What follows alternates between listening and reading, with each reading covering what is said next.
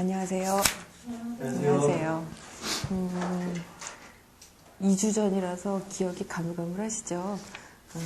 지난 시간에 썼던 얘기 골자만, 키워드만 몇 개 얘기를 하면, 지난 시간에 그 플랑에 대한 이야기를 본격적으로 하다가 다 못 끝냈었는데, 그때 얘기할 때 핵심 중에 하나가 뭐냐면, 플랑은 운동 이미지다 라고 얘기했던 거. 그래서 이제 1장에서 운동 이미지가 그러니까 운동이라고 하는 게 지속과 집합 사이에서 어떤 위치를 차지하느냐라고 하는 그러니까 두 개의 측면을 가진 운동, 그다음에 지속의 변화를 표현하는 것으로서의 운동이라고 하는 얘기가 플랑에도 사실 거의 유사하게 적용될 수 있는 걸로 우리가 생각을 해볼 수 있겠다라는 거를 한번 상기를 해보시고, 그다음에 그 운동이라는 게 결국은 그러니까 플랑이라는 게 운동 이미지로서 영화 전체의 어떤 끊임없이 변화하고 있는 질적인 변화를 표현해내는 게 플랑이다.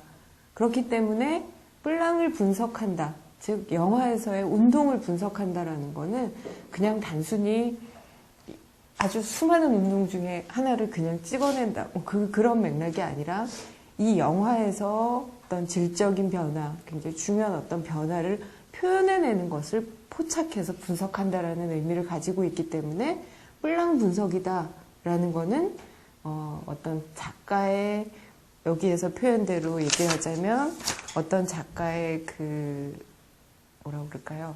서명과도 같은 그런 중요한 핵심적인 스타일리스틱한 분석이 될 수 있는 게 바로 플랑 분석이다 라는 이야기까지 지난 시간에 했었고요.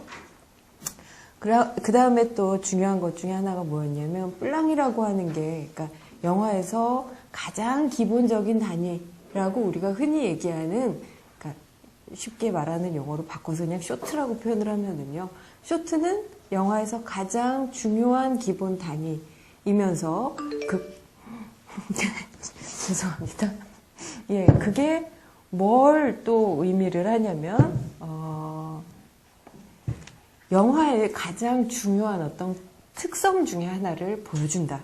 그러니까 중요한 특징이라고 하는 게, 여기에서 이렇게 오해하시면 좀 곤란할 것 같아요. 뭘로 오해하시면 안 되냐면, 예를 들면 영화의 본질이라는 식으로 생각을 하시면 이거는 너무 많은 것들을 이렇게 가능성들을 제한하는 게 되니까, 아주 중요한 경향성 내지는 중요한 특징 중에 하나, 그게 뭐냐면 결국 영화가 다른 매체들, 다른 예술 매체들과 달리 뭐라고 얘기를 했냐면요, 여기에서는 모든 이동수단들과 일반적인 등가물로서의 어떤 동적인 카메라, 움직이는 카메라 얘기를 하면서 거기에서 운동을 무엇에 종속되어 있는 운동이 아니라 운동 그 자체라는 것들을 영화에서 보여준다는 거. 그러니까 다른 매체와 다른 특성이 되겠죠. 영화만 가지고 있는. 그렇기 때문에 영화라는 매체가 그러니까 모든 영화들이 그 매체적인 어떤 특성들을 가지고 있을 텐데, 바로 그 특성을 표현해 주는 것 중에 하나가 플랑이다 라고 얘기를 한다면, 작가 분석에서도, 그다음에 어떤 작품 분석에서도, 그다음에 영화의 매체적 특수성을 이야기해주는 그런 측면에서도 플랑이라고 하는 게 상당히 중요한 의미를 가지고, 그다음에 동시에 이 책 제목이 뭐예요? 운동 이미지잖아요. 근데 플랑은 운동 이미지다 라고 정의를 내렸기 때문에 이 책에서 얘기하고자 하는 굉장히 중요한 핵심, 결국은 운동의 3단계라고 얘기할 수 있는, 거기에서 가장 중요한 게 사실은 이 책에서는 운동이었거든요. 바로 그 운동을 보여주는 게 그 영화에서의 쇼트에 해당한다 라는 이야기를 지난 시간에 말씀드렸습니다.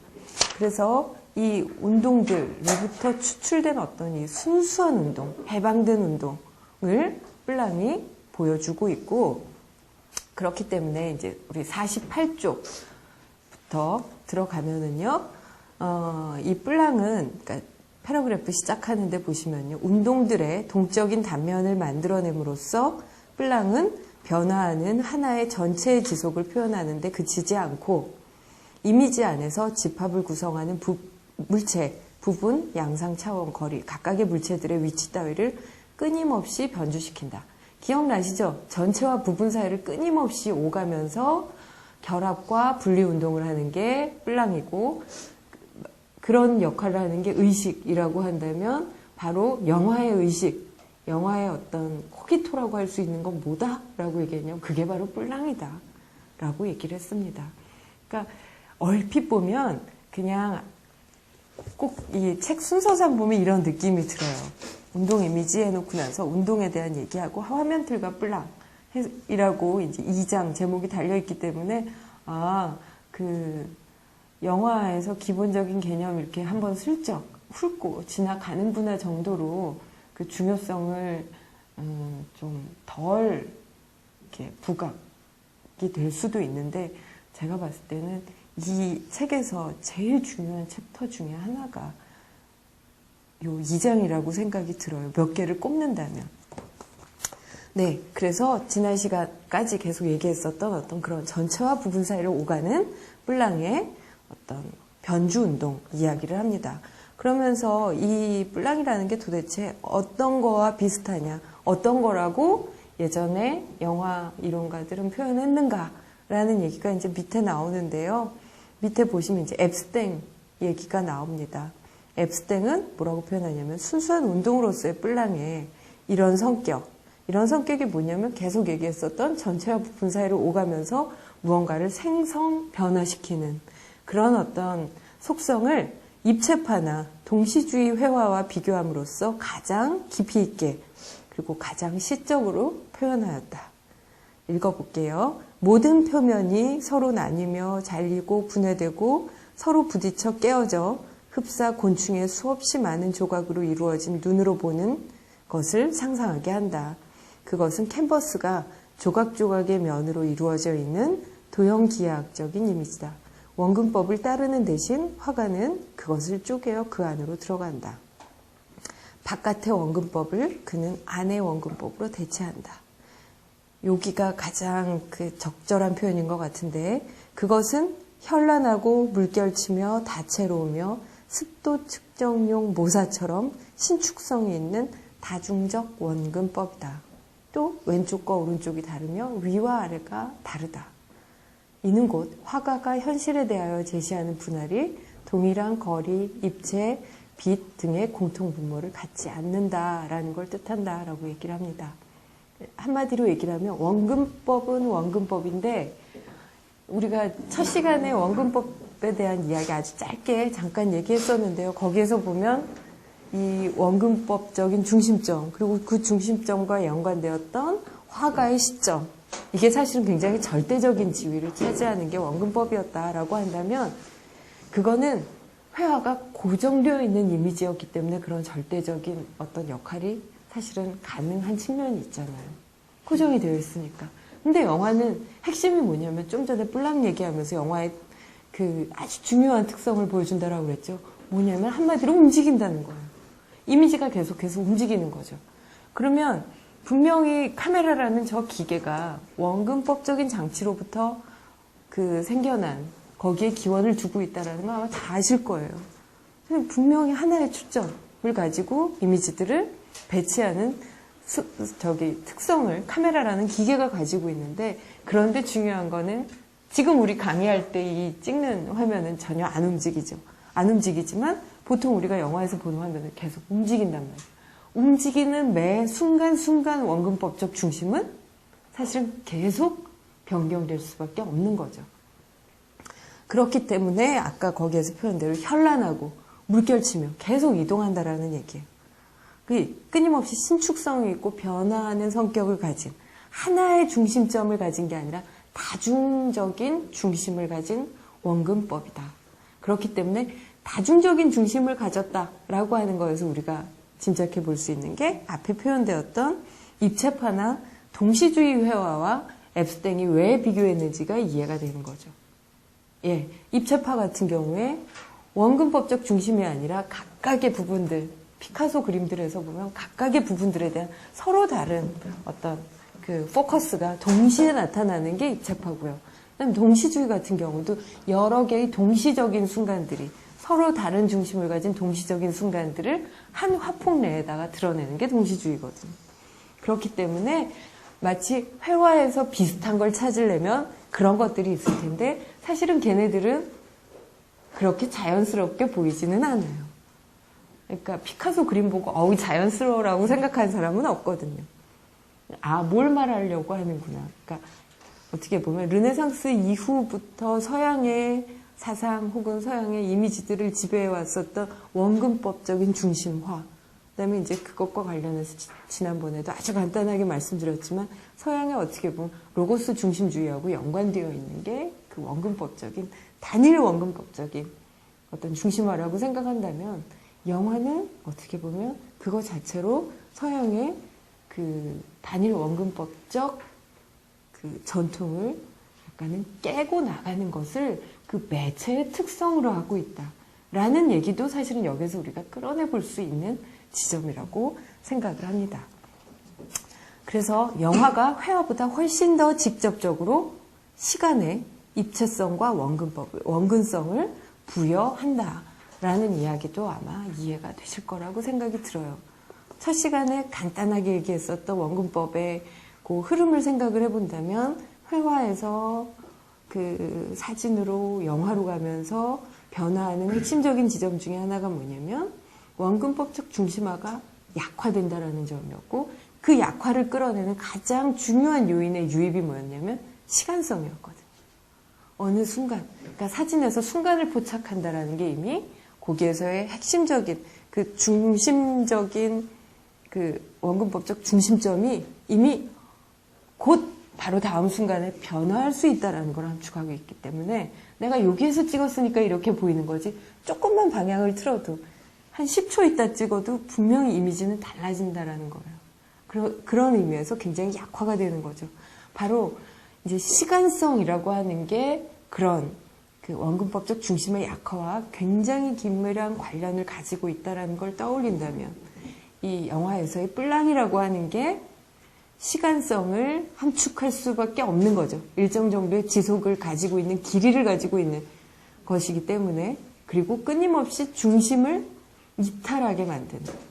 그러니까 뭐 아주 쉽게 생각을 해서 그 트래킹 쇼트 같은 거 아무거나 한번 생각을 해보시면 아 중심점이 계속 변하잖아요. 카메라가 바라보는 것이 계속 변하고 있거든요.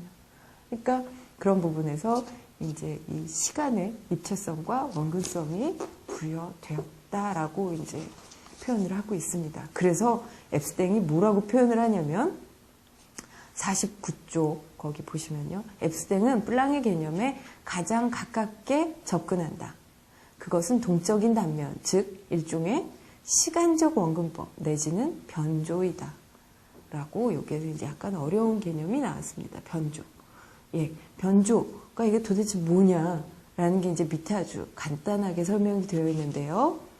이게 요 변조라는 개념 때문에 결국은 움직이지 않는 사진적 이미지와 영화적 이미지의 가장 중요한 차이점이 여기에서부터 우리가 찾아볼 수 있다라고 얘기하고 있습니다. 사진은 일종의 주물이다. 주형은 사물의 내적인 힘들이 어느 순간에 평형의 상태, 즉 부동적인 단면에 도달하도록 그 힘들을 조직해낸다. 반대로 변조는 그러한 평형이 완성된 순간 멈추지 않는 것이죠.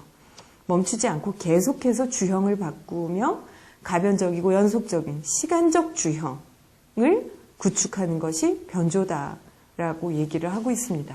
한마디로 주형 혹은 뭐 주조, 주물이라고 얘기하는 게 뭐냐면 그거 있잖아요. 여러분들 그거 다 해보셨죠? 길에서 달고나. 예, 그 설탕 녹이면 이렇게 물렁물렁한 상태에다가 뭐 별 모양 이런 거 하나 꼭 찍잖아요. 이게 바로 주물이에요, 일종의. 그러면 그 전에 상태는 어땠어요? 설탕이 막 녹아서 이렇게 쭉 부었을 때는 어떤 식으로 모양이 만들어질지 우리가 알 수 없는 그건 계속 움직이는 변화의 상태예요. 근데 그 변화의 상태를 여기 표현에 따르면 평형의 상태, 부동적인 단면으로 뿍 찍어서 만드는 거예요. 그러면 그때 그 진료가 가진 힘이 이제는 뭐 그게 중요하다기보다는 요 주형, 별 모양에 딱 맞추어진 상태로 부동적으로 딱 고정이 되어버리는 상태죠. 말하자면 사진이 그런 걸 만들어낸다면 영화는 아니라는 거예요. 영화는 어떤 성격을 가지고 있다라고 얘기하려면 하나의 주형이 아니에요. 매 순간 주형이 바뀌는 어떤 틀이다. 그래서 계속해서 어떻게 보면 각각의 순간의 주형이라고 얘기할 수 있는 게 아마 포토그램이라고 생각을 할 수도 있을 것 같아요. 그러니까 포토그램, 안 움직이는 하나의 그 1초에 24장짜리 그 포토그램. 근데 우리가 보는 건 뭐냐면 포토그램 보는 거 아니라고 얘기했었죠. 포토그램들이 주르륵 풀려서 움직이면서 우리 눈에 움직이는 영상을 주는데 바로 거기에서부터 들려진 이야기를 시작했거든요. 그러면 쿡 찍어내서 움직이지 않는 그 주조된 상태에서 우리가 출발을 하는 게 아니라 영화가 우리한테 주는 거는 매 순간 그 주형의 틀들이 변하면서 계속해서 다른 움직이고 있는 어떤 상태. 결국은 여기에서 모듈레이션, 변조라고 얘기하는 건 뭐냐면 고정되지 않는 계속해서 틀을 바꾸어 나가는 어떤 그 과정, 프로세스가 중요한 매 순간 끊임없이 문턱을 넘어서는 어떤 과정. 그렇기 때문에 그 과정이라는 것 자체가 이미 움직임 자체를 함축하고 있죠. 그래서 이 모듈라시옹이라고 하는 개념이 상당히 중요하게 여기서 얘기를 하는데 길게는 얘기하지 않아요. 그리고 이 개념이 좀 더 자세하게 나와 있는 부분은 어디냐면 청계의 구원에서 그 왕립과학과 유목적 과학 얘기 나오는 비교하는 부분이 있습니다. 그 유목적 과학이 이제 들레즈가 좋아하는 과학인데 유목적 과학에서의 핵심은 이제 야금술 같은 거 얘기를 하거든요. 옛날에. 그래서 쇠를 아까 제가 그 뭐예요? 달고나 얘기하는 거랑 상당히 비슷한 얘기인데 쇠를 굉장히 뜨거운 불에서 녹이면 매 순간 형태가 변화를 하게 되죠. 하나의 상태로 고정된 게 아니라. 그래서 그 끊임없이 이 형태에서 이 형태로 넘어가는 이 문지방을 넘어서는 그 변화의 과정들. 이게 바로 변조다.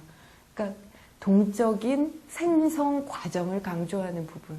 그게 이제 청계구원의 그 얘기하고 많은 관련이 있는데 이 개념은 들레즈가 만들어낸 개념은 아니고요. 우리나라에 거의 별로 소개되지 않은 질베르 세몽동이라고 하는 그 학자의 그 책 제목이 뭐더라? 지금 제목 까먹었는데요. 근데 책이 너무 어려서 제가 읽다가 다 못 읽어. 조금 읽다가 포기했어요. 왜?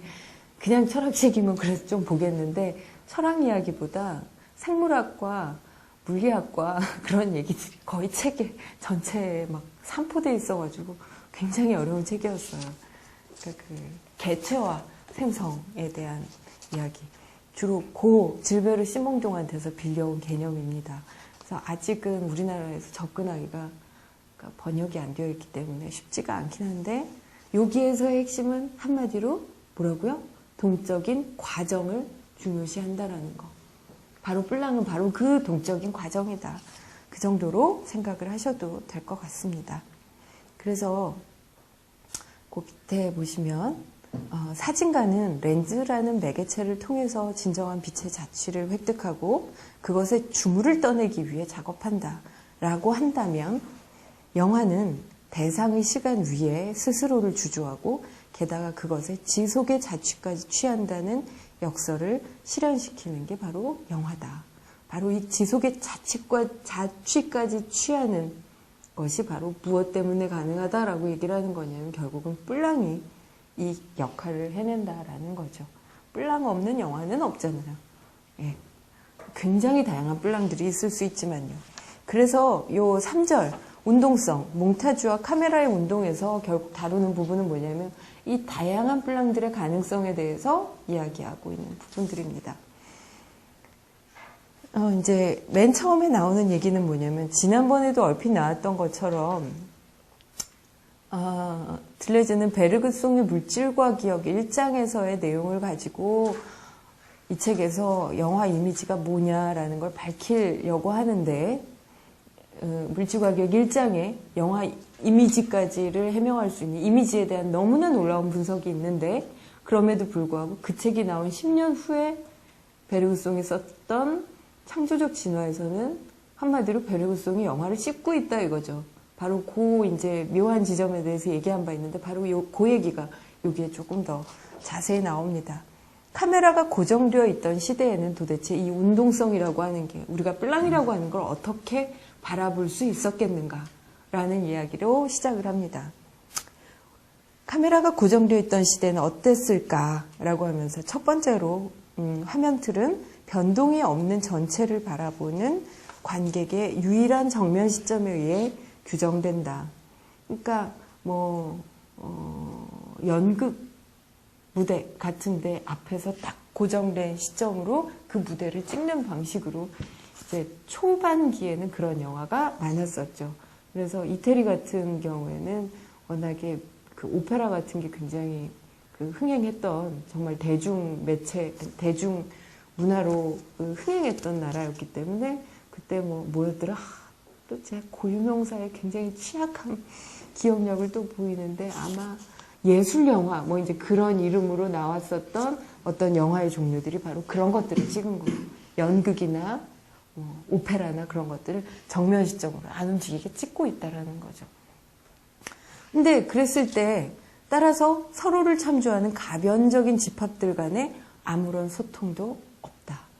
그러니까 뿔랑이 여기에서 움직이지 않으면서, 카메라가 전혀 움직이지 않는 상태에서 그냥 주어진 이 화면 틀거리 내부에서 지네들끼리 그냥 움직이는 거예요.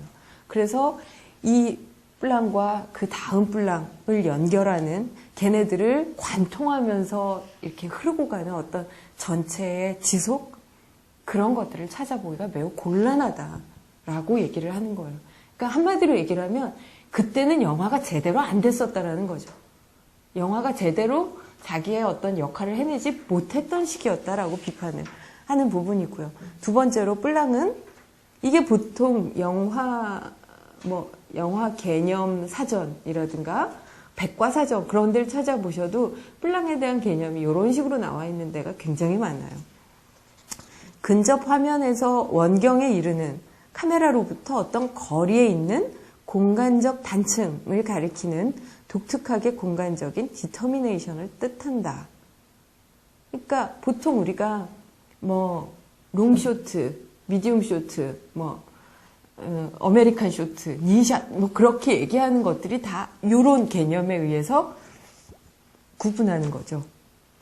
그러니까 화면 안에 얼마만큼 크기가 들어가 있는가라는 얘기는, 그러니까 요새는 줌으로 땡기고 밀고 해서 이 실제적인 거리가 그렇게 중요하지는 않을 수도 있는데요. 만약 그런 식의 걸 안 사용한다고 쳤을 때 화면 안에 사람이 가득 차려면 화면이 근접해야 되는 거고요. 그다음에 사람이 굉장히 요만하게 보이려면 쭉 뒤로 떨어져야 되죠. 결국은 카메라와 피사체 사이의 거리에 의해서 규정되는, 그래서 화면 안에 얼마만큼의 피사체가 담기느냐라고 하는 디터미네이션으로 우리가 뿔랑을 규정하고, 지금도 사실 일반적으로 이렇게 쓰고 있잖아요.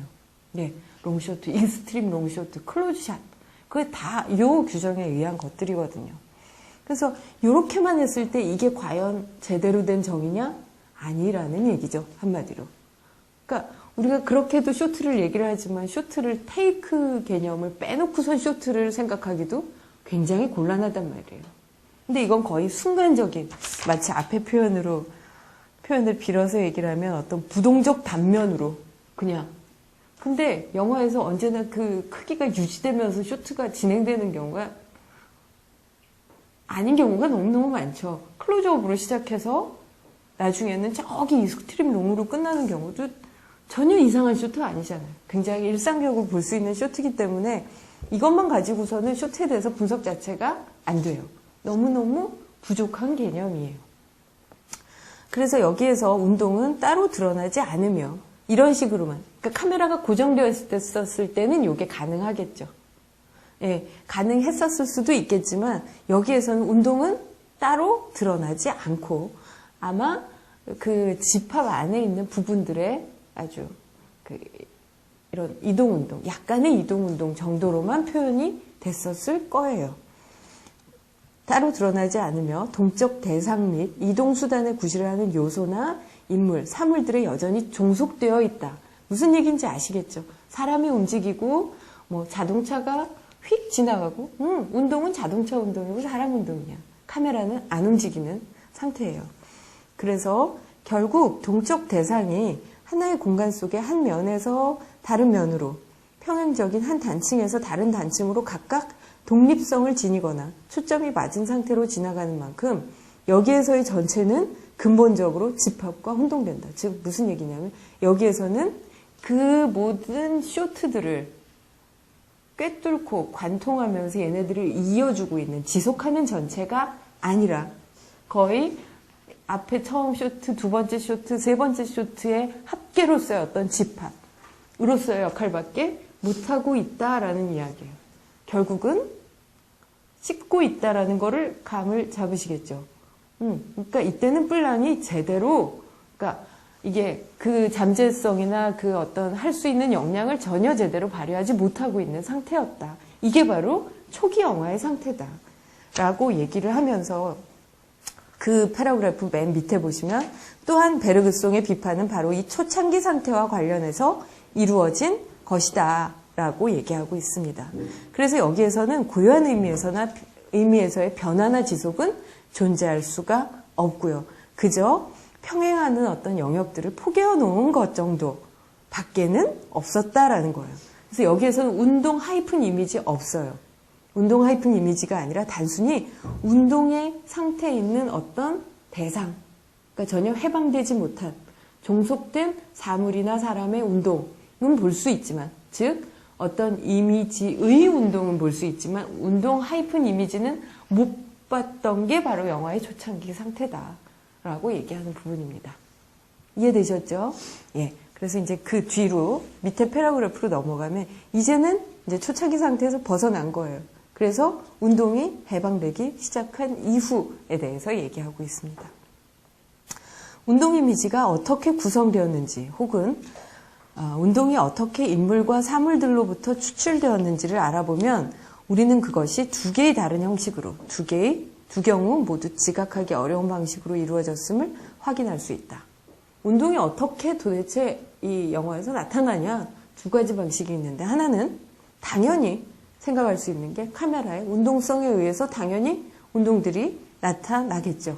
그래서 뿔랑 자체가 움직이게 되는 경우. 그다음에 두 번째는 뭐다라고 얘기하냐면, 그거 말고 또 우리가 흔히 굉장히 어떤 굉장히 빠른 어떤 리듬을 느끼고, 뭐에 의해서 주로 빠른 리듬을 느끼냐면 카메라가 막 움직일 때도 그렇지만 편집이 아주 빠르게 됐을 경우에도 우리가 그 어떤 빠른 리듬성 같은 거를 느껴요. 바로 그것에 의해서 운동성이 한편으로는 구성된다라고 얘기할 수 있죠.